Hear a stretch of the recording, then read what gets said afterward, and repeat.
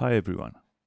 In this episode, how I transform this useless empty glass bottle into a fine glass that I will use for my cocktails and cherish forever.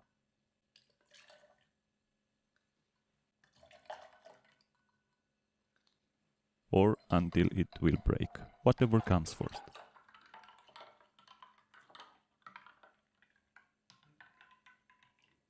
My name is Edward and I tinker with things.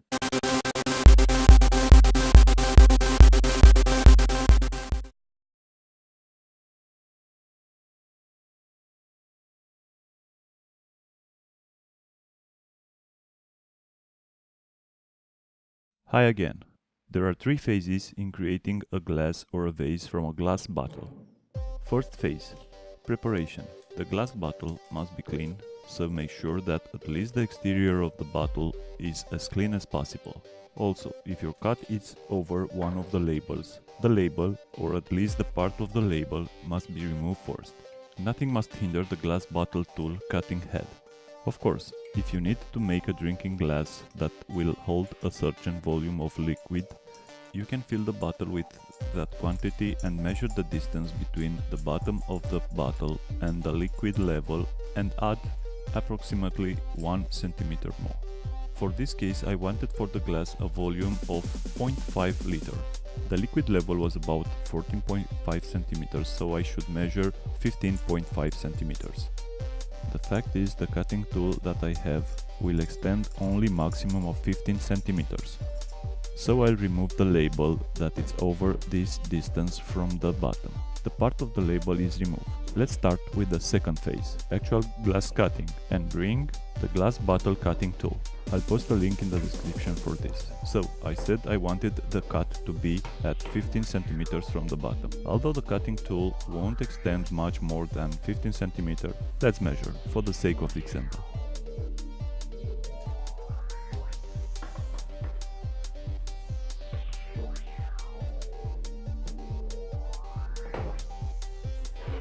I strongly recommend using at least good protective gloves starting this stage, if not protective glasses too. Put the bottle on the cutting tool, make sure the bottom of the bottle is touching the bottom stopper of the tool. Press the bottle against the cutting head very gently. You know that you are pressing down too hard on the bottle if you are hearing an uneven cracking sound, or if you see after this operation small chips of glass that were displaced from around the cut. Also, do not rotate the bottle more than 1 perimeter. Now that we have the bottle marked where we want it to cut, it's time to actually separate the top and the bottom of the bottle. We'll do that by exposing the bottle to thermal stress. And the focus the thermal stress will be, the cleaner the final cut will be. Thermal stress? What's that? Well, it's exposing the object alternatively to high and low temperatures, preferably in a short amount of time.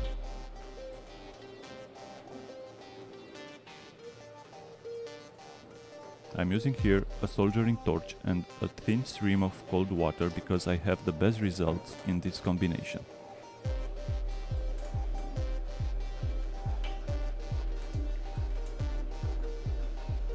I tried using a candle for heat source and an ice cube for cooling the glass, but it takes more time, it's messy, and it's not as precise as the combination I use here.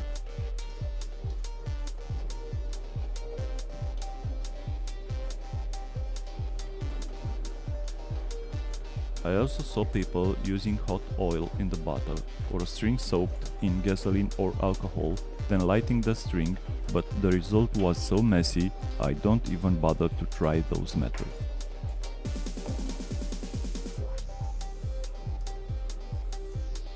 With the method I'm using, I can focus the heat quite good, and the edges requires a minimum amount of finishing, you'll see. Anyway, the tip here is, do not exaggerate with heating the bottle too much. As you can see, I barely let the flame be in direct contact with the bottle, and that's enough.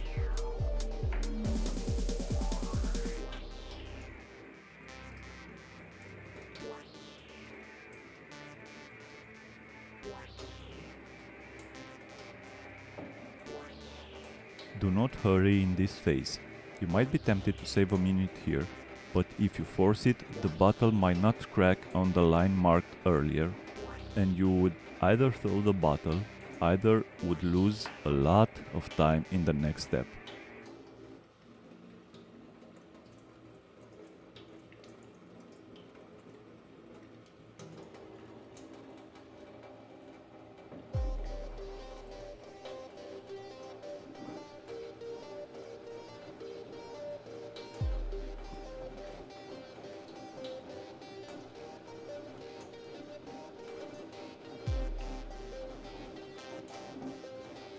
As you can see, the crack is forming and is looking really good.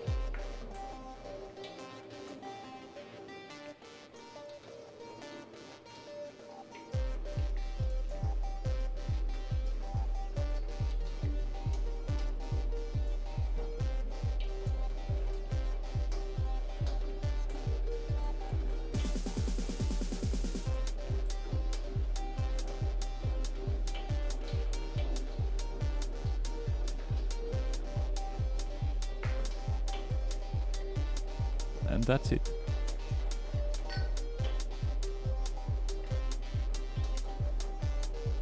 Look at the edges. They are almost perfect. No zigzag that have to be polished.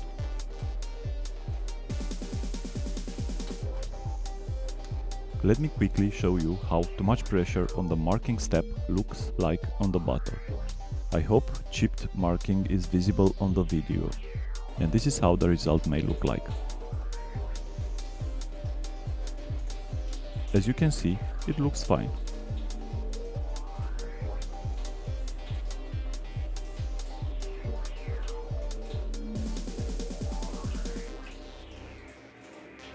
Until here. You didn't see it?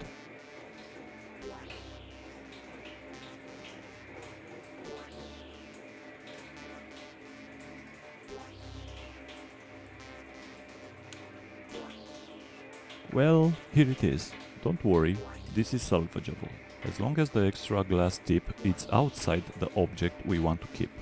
Okay, phase 3, and again I'm stressing protection. For this phase, I use the protective gloves and the protective glasses as for the first two phases, and additionally a breathing mask. Phase 3 is about smoothing. Smoothing means sandpaper dust and glass dust. I don't want to breathe that. That's why the mask. Smoothing the edge of the glass can be done completely manual, but it will take ages. So for most of the sanding operation, I'm using this monster. A vertical bench drill machine. I also used in the past a handheld drill machine. It was way better than manually doing everything, but this vertical one is clearly better and faster for this. Another important piece is this disc that has some kind of velcro. You can fix special sandpaper disc on it and can be fixed in the drill head. For starters, I'm using 80 grit sandpaper.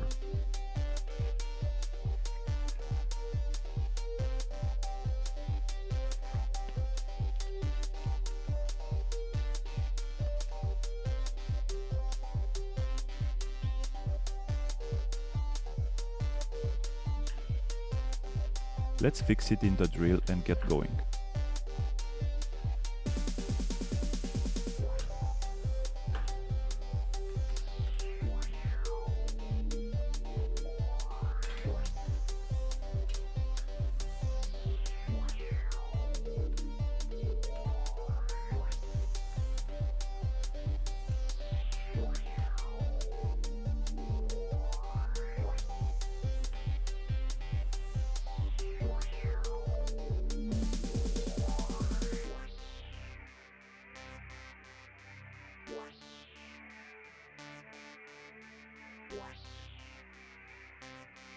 First I'm gonna salvage the wrongly cut glass.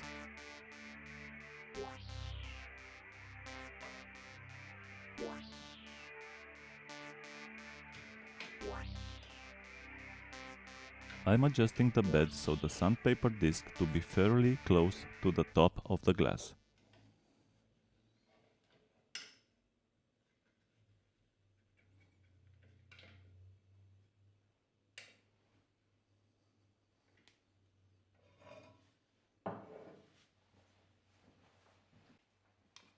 Putting the mask plus glasses plus gloves.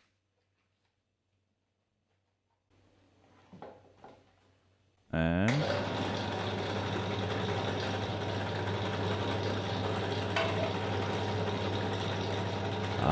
music in my ears.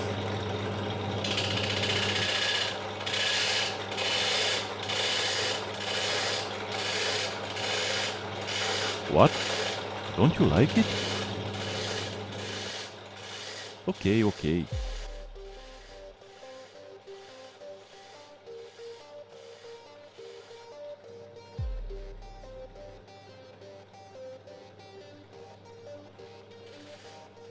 As in all previous phases, do not force it. Do everything in small steps with as little as possible pressure.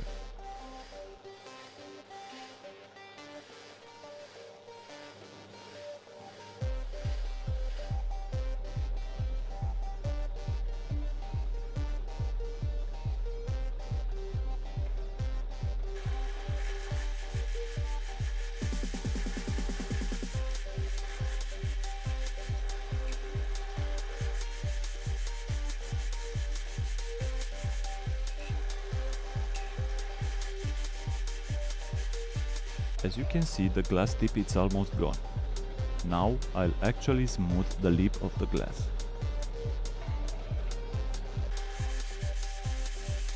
I like to rotate the glass. I don't know if it has an effect, but to me it seems that it's looking better if I do that. Call it placebo, might be, anyway I'm doing it.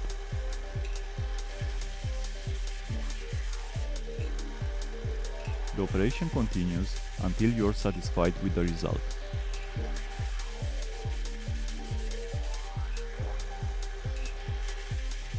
I'm doing it until all the top part of the lip is made and no chips are visible there.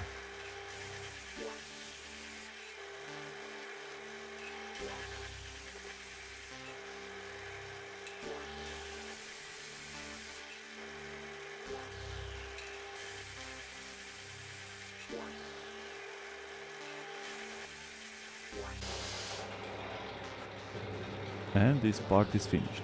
Glass salvaged. Operation success.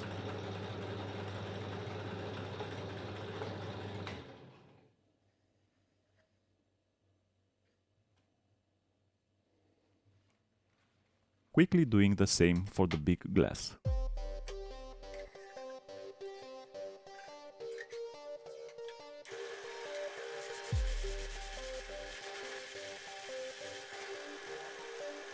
Remember, do not apply too much force. It is dangerous. For example, the glass can be pushed from your hands. It happened to me once. What a mess.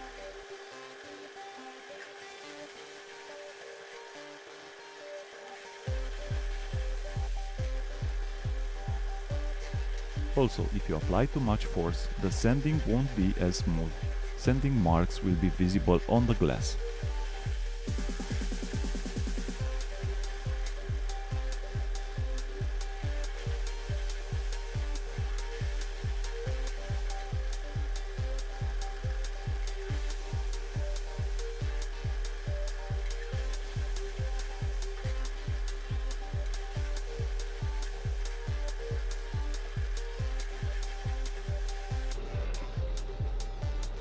Okay, this one is also ready for the next operation and is looking very good.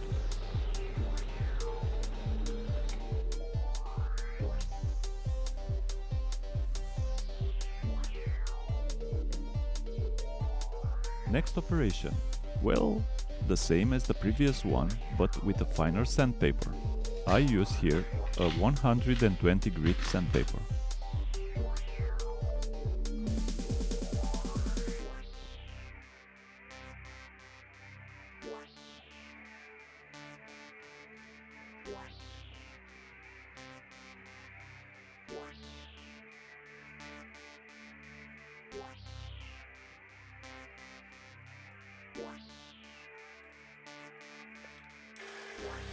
You can repeat this as many times as you like, but I'm happy with this two-step finishing of the cut, one with 80 grit and one with 120 grit sandpaper.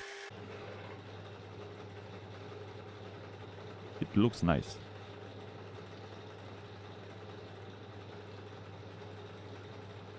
Now to get rid of the possible sharp edges on the exterior of the glass.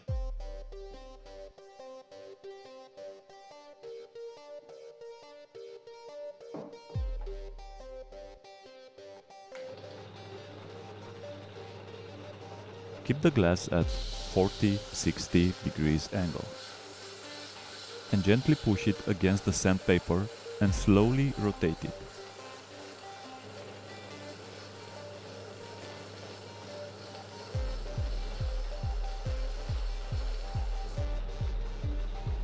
The sandpaper is the same as the one from the previous step, 120 grit.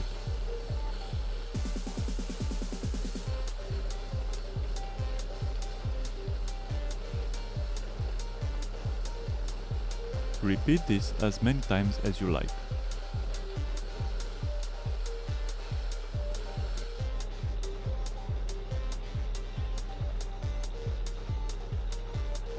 For the interior of the glass, I do this manually using a sharpening stone.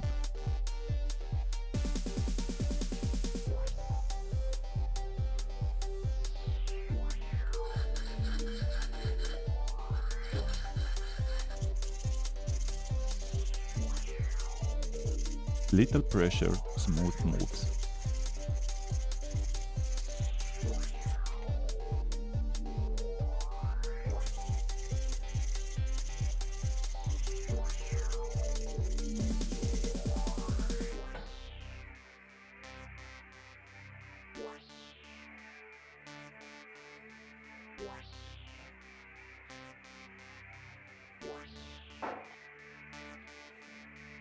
For the final step on this phase, I use a 100 grit sanding sponge, just to be sure that everything will look smooth and clean.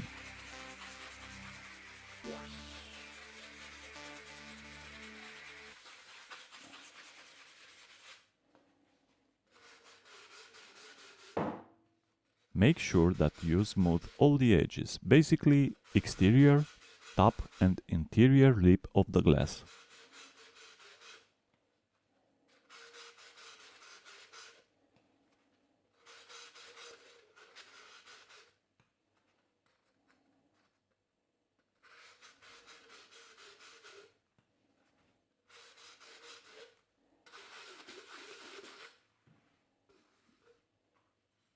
Now it is ready to be cleaned and used. There is an additional phase if you have any artistic inclinations, or, in my case, if you know someone that has it, in my case, my wife. The additional phase would be painting the stuff, making it a vase.